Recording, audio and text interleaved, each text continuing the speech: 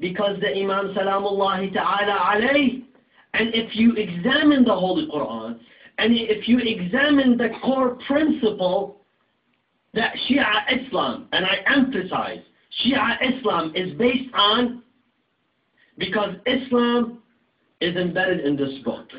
It is manifested in the minds, in the acts, in the hearts of those who carry the message. And to us, it's Ahlul Bayt Salamullahi Ta'ala alayhim.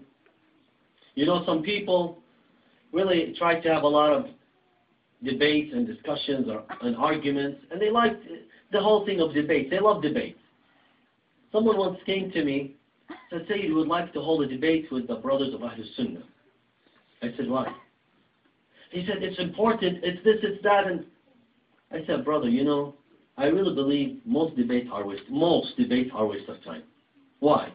It's only about two people, each one trying to say to the other, "You're wrong." It's not وَدْعُ إِلَى سَبِيلِ رَبِّكَ بِالْحِكْمَةِ وَالْمَوْعِظَةِ الْحَسَنَةِ, calling onto the way of your Lord with wisdom and good advice. No. So regardless, it just happened after a few weeks we had a gathering. And there was a group of brothers from Ahlul Sunnah and a group of brothers from the followers of Ahlul Bayt Salamullahi Ta'ala alayhi. And something led to another, and there was a discussion about Imam Ali alayhi salam and others. So they wanted to say, let's discuss it right now and let's hold a debate. I said, dear brothers and dear sisters, I don't need to hold a debate. I will just give you one challenge. I'll give you one challenge. If you can fulfill that challenge, I will drop my beliefs and I'll follow you. That's a very good deal, right? Don't you think so? Right? Right. Very simple. I said, why do we follow? Who do we agree on? The Prophet Muhammad sallallahu alayhi wa sallam.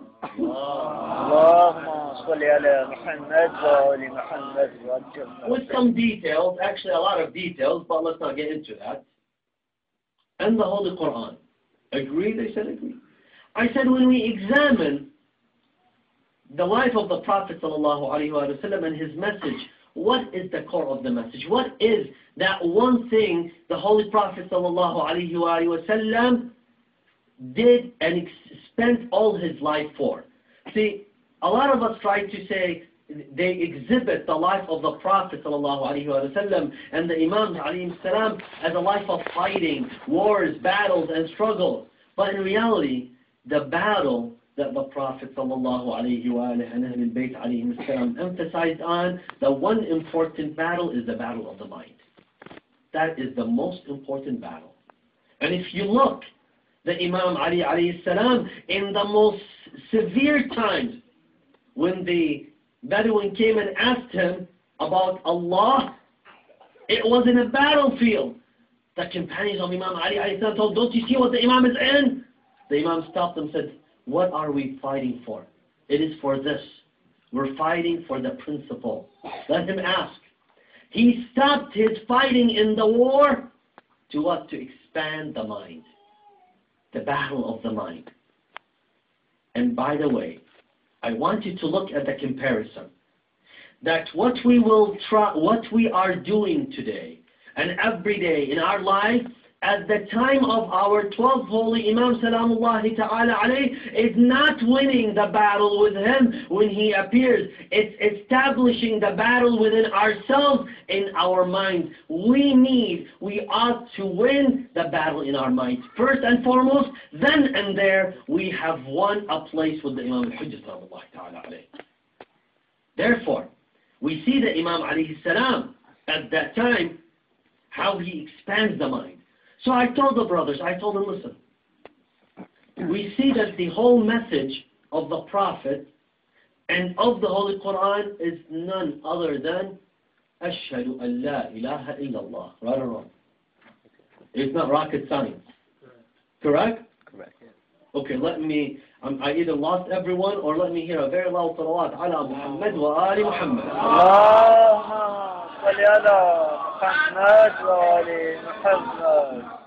I know there is a beauty in diversity, but we can also achieve a one loud salawat in our diversity for the love of Imam Ali alayhi salam.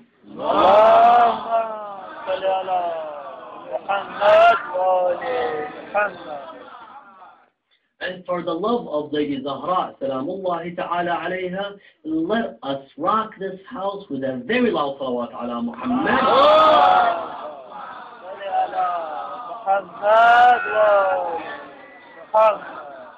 So I told them it's about one thing, it's Ashhadu an la ilaha illallah, at-tawheed.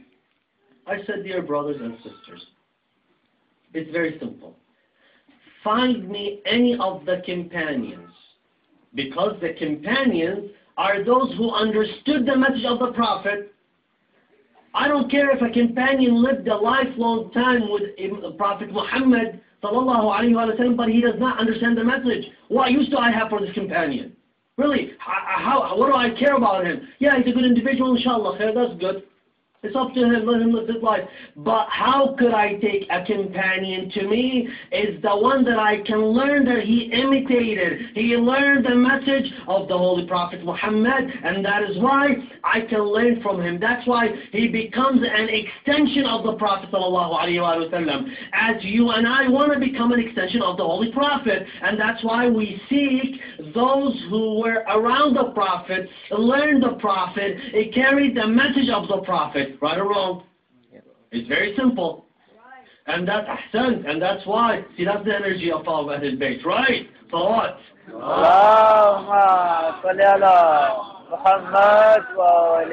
They say the recitation of the salawat ala Muhammad wa ali Muhammad kicks the hypocrisy from the heart. Let's hear salawat.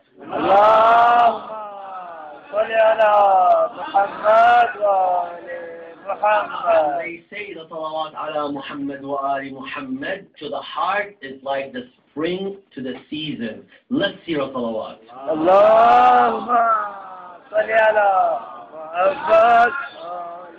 There is nothing like recitation of the salawat to allow and to make the sins fall of the person like the leaves fall of the tree in the season of autumn. Let's hear a salawat.